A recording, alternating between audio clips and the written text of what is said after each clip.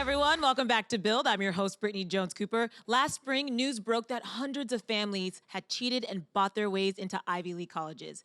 Nicknamed the Varsity Blues scandal, it's been dominating headlines ever since, with high-profile defendants like actors Felicity Huffman and Lori Loughlin. But now Lifetime is telling the story, with Penelope Ann Miller playing the role of Caroline, a wealthy mother obsessed with getting her son into college. She joins us today to talk about the role, but first, here's a clip. Oh, Rick, thanks for coming in. Hi. Look, we'll just take the SATs again. I know we can squeeze a couple hundred more points out of them. Honestly, I don't think he can do that. I mean, you do such great work for so many people. There must be something you can do for Danny. Well... Well, what? There are things. One thing in particular, actually. We'll do anything. The admissions committees give a lot of weight to the athletic route, being recruited for a sport. It's a very common tactic, kind of a side door, if you will. Okay, well, I mean, for a kid who doesn't even know how to hold a baseball bat, I'm really not up for jokes right now. Nobody's joking here. Put your hands together for Penelope Ann Miller. I have to say, I love Lifetime. I've watched it my entire life. I love this network. And one reason I love it is because they are just always on things and like ripped from the headlines immediately. I mean, this story is still unraveling and we've got a movie. Oh yeah. No, there's still more to be revealed, absolutely, and more to find out about. But hopefully this movie will show a lot of people or give them information about kind of a little more behind the scenes of who was the mastermind. You saw a little bit of the Rick Singer character. He was the man who was the college admissions counselor coach who was helping kids get into colleges. And he also did this legitimately. There were people who actually used him, as my character does initially, and then asked for a little more help, and suddenly there's this other side door aspect to it. So apparently he worked with over 700 families. So only 50 some odd were arrested so far. Yeah. For you, were you like me? Were you seeing these headlines and reading the story before, you got involved with this project? I think everybody was, right? Yeah. Am I right? It was hard to get away from the news, and I think it's just been something that people are fascinated with. I think it's really hit a nerve with our country and beyond, actually. I mean, a lot of people are trying to get into our colleges from other countries. It's been, I think, a very compelling story about what people will do and how far they will go and at what cost to get their children into some of the top colleges. And the fear of not being able to get in. And, and I know that it, definitely angered some who maybe don't have it so easy and maybe don't have the privilege and the money. And so who've really worked hard and struggled and to try and get into some of these schools and then thinking, oh, and then you can do it this way. And so I think that was a hard pill to swallow. Yeah, and like you said, it touches on so many hot button issues, whether it's class and privilege or race. I mean, all of that is sort of intertwined in this story, which is why I think people have such like a visceral reaction to Absolutely. the headlines. And I think kids are just put under a lot of pressure these days, more than I ever remember, about getting into college and applying. I have a friend whose daughter's applying to like 22. My 18-year-old who just graduated from high school, she has a friend that I think applied to 27. My daughter's doing a gap year because there was so much anxiety and pressure around it that we just sort of took that off the table because I knew that she wouldn't be able to handle it. And I just think in our culture, I mean, in Europe, they do gap years. It's a very normal thing in Australia.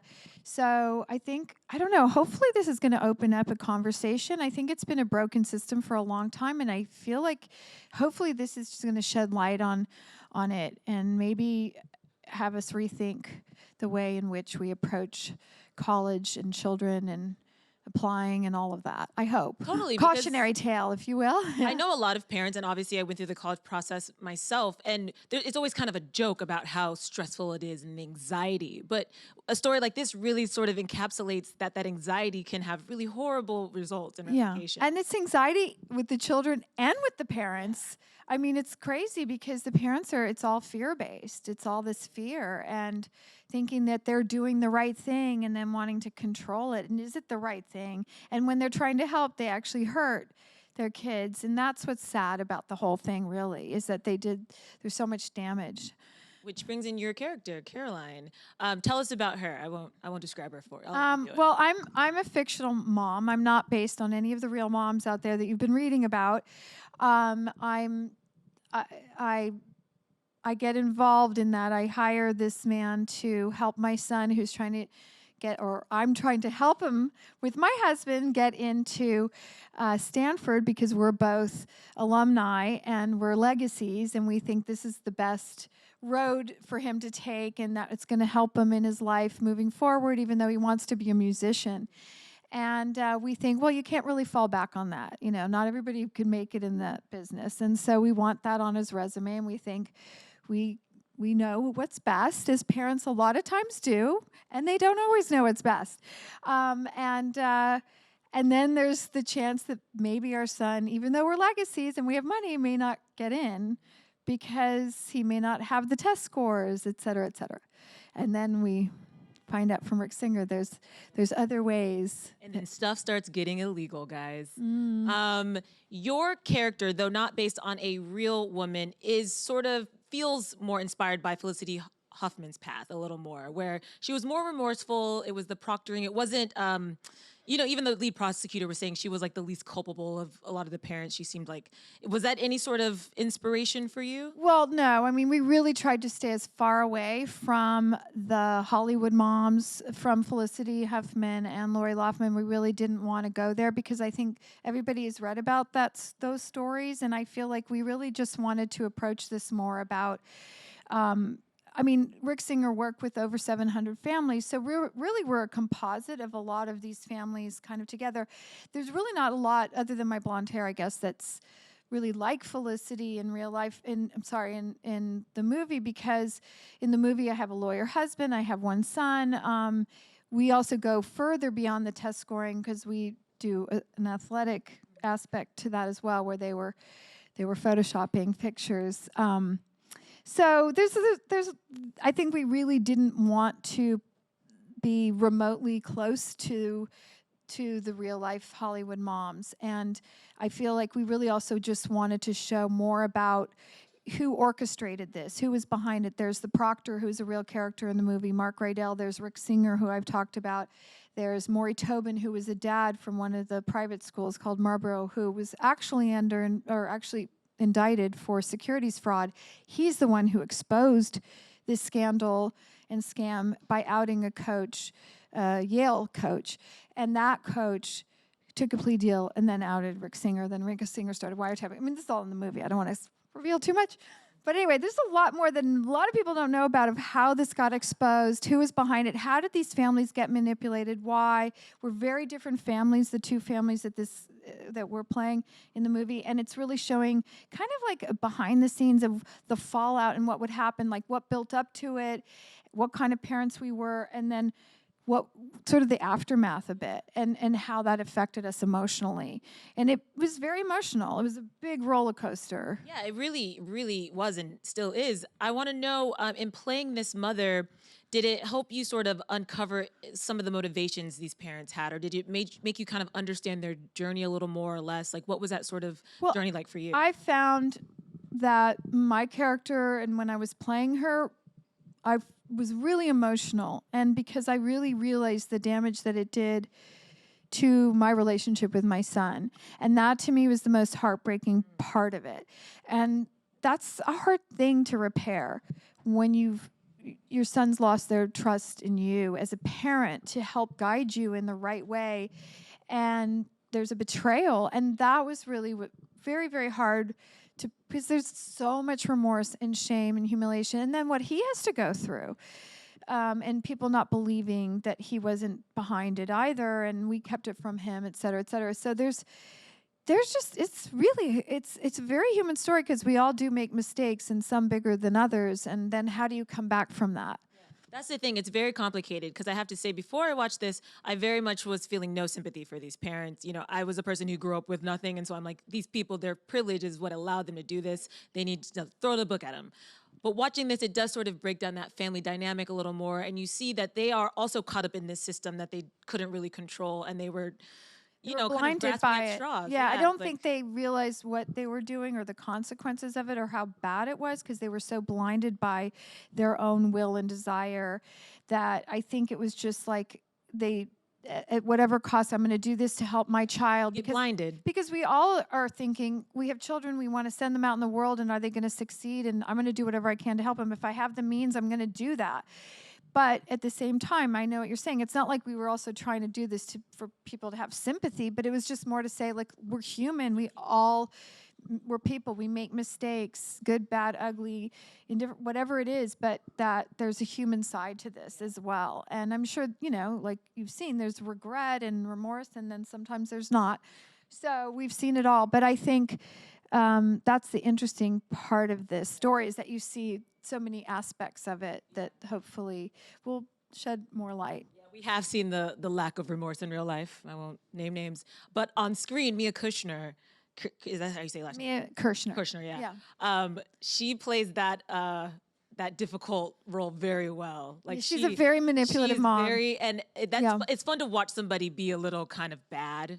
You know what I mean? And she's so bad she's good in it, but she does play that parent who can explain away a lot of it. Yes, and she's very caught up in the status and doing the right thing and having the money and the wealth and being able to go around bragging and boasting and everything, but she did it great. She's very funny too. So, you know, there's humor, believe it or not, tragically so, in this movie, because some of the stuff is so outrageous, you kind of find it hard to believe, but it's real. But that's the thing about sometimes these true life stories is they're more outrageous than anything you could make up. And the photoshopping, you're like, is that for real? It's just, and it's it was crazy. It's outrageous. It's wild. But people will do anything and everything they think to help their kids. And like I said, I think they weren't like trying to hurt anybody. I don't think this was a malicious intent. It's just that it did hurt a lot of people. Yeah. Is there something that really surprised you in sort of preparing for this role about the real life case, a piece of information or something that happened that you were just like, oh, that was shocking, or I didn't know that? Well, I mean, really, when I was preparing for it, I read this I listened to this podcast called Gangster Capitalism, and I recommend it. It's a great podcast to listen to, and I think it's in 4 or 5 parts, and they're about an hour each, and they're just so well done, and a lot of it has to do with commentary from professors and from people from different neighborhoods and walks of life who've been arrested for various different kinds of trying to get their children into school by changing their address, so to speak. I think you may have known that incident, and they talked to her, interviewed that woman who's an African American, and also a Harvard professor, and his take on this being a watershed moment, really, and that hopefully this is going to change the conversation and open up a conversation with children that we're not having, and really finding out what's right for your kids based on their wants and desires versus what you think is the right thing, or what other schools think is the right thing, or what your peers think is the right thing, and that this needs to happen. And then not only that, it's the wiretapping in the transcripts, and it's a lot of those interviews when Rick Singer and the Maury Tobin and the coach were wiretapped and actually calling these families and having those conversations, and that's just mind-blowing. He's saying like a bird. That was the most surprising thing. It's amazing, though, that it didn't come out sooner. It's been going on for a long time. Yeah, that's true. Why he thought to approach certain people and not others, and why the people that maybe said no, or he did, like, why weren't they outing him? I mean, it's kind of wild. But I read something on him, and he just is this sort of very calculated guy. I mean, this wasn't something he was doing on a whim. He had kind of been observing the system for like 20 years. The fact that he had this charitable foundation that you could put your money into and still get then a tax deduction on top of it. I mean, it just goes on. And then the the photoshopping and then the proctor and the changing the test scores. And some kids knew and were told how to change them, and some kids didn't know. And so then they sort of secretly took the tests and then adjusted it. It's just, this is all in the movie. That might be the saddest part of all of it, though, is the children who didn't know. And that their admissions have been put on hold or rescinded. Yeah, and they're being punished. No, and it's such a hard time I think anyway. the kids are the victims on either side of it, whether they knew or not knew, didn't know because I feel like in a way when you are looking to your parents for guidance and trust, that it's still either way, what example are you setting? And what are you teaching your child? To manipulate the system, cheat the system, or I'm going to hide that from you, that I did that. So either way, I don't think either way is. You're right, because at 17 and 18, even if you're participating in something, if your parents telling you to do it, That you're not really going to say I mean, no. and you can see that in the scene. There's a scene in the movie with the girl. It's like, I'm doing what you told me to do. You always had my back. You were always telling me what the right thing to do was, so I trusted you. So that's, even though she knew, it's just it's so weird. It's so weird. And you mentioned you have a daughter who's about at this age, and I'm happy that she's taking a gap year and you guys are having a little more time.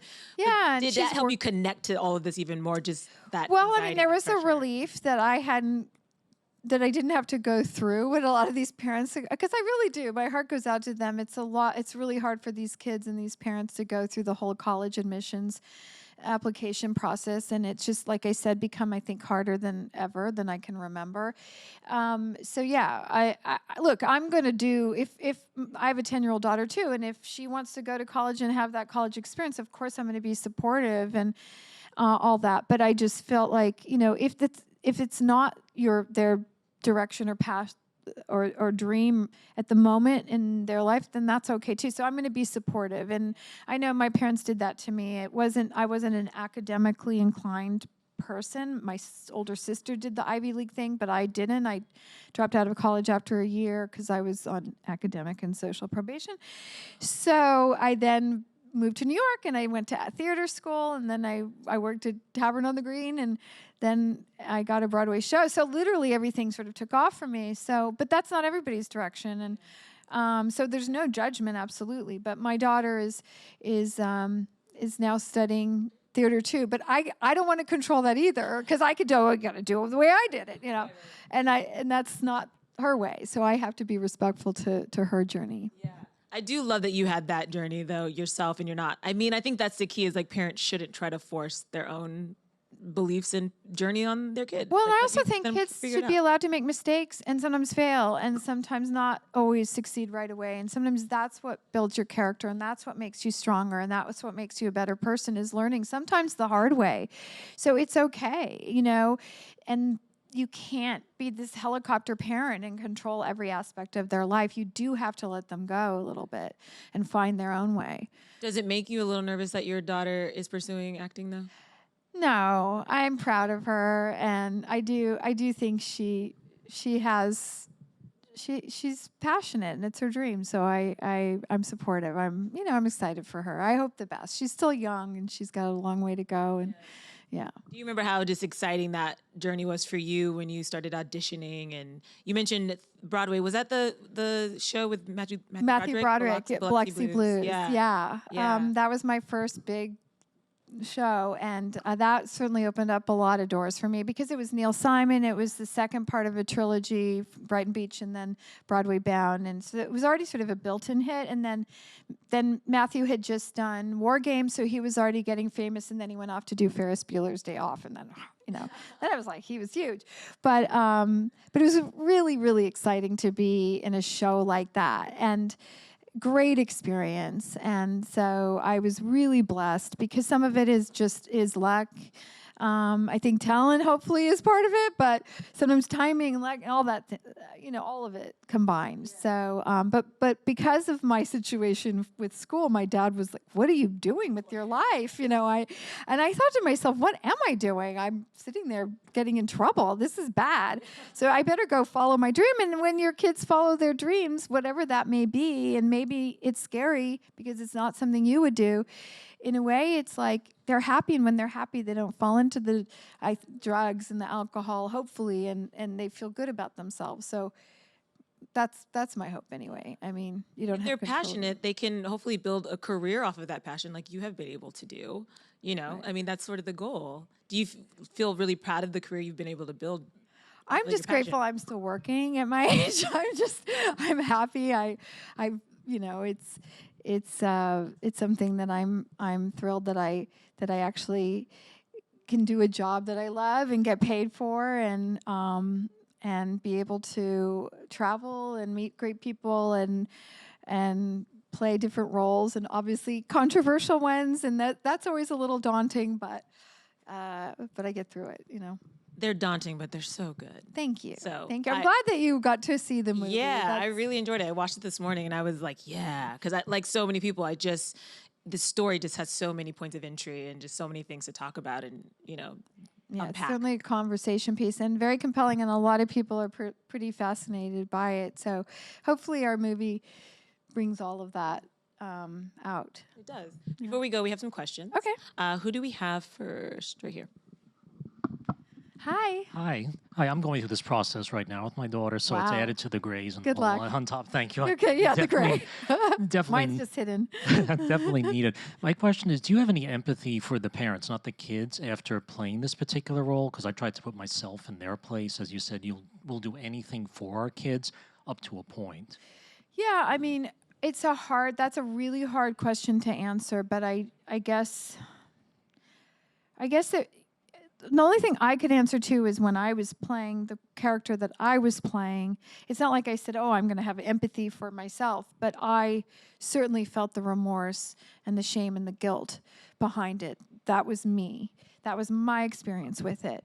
And I think as a result, I don't know if that's empathetic, but it's certainly somebody who knew that she'd done something that caused a lot of damage, and how do you repair that? And especially with her own family and her child, and that's where I definitely feel, when as long as there's real accountability and realizing what you've done, then you can learn from it and grow from it, and that's what I hope. Yeah. Thank you.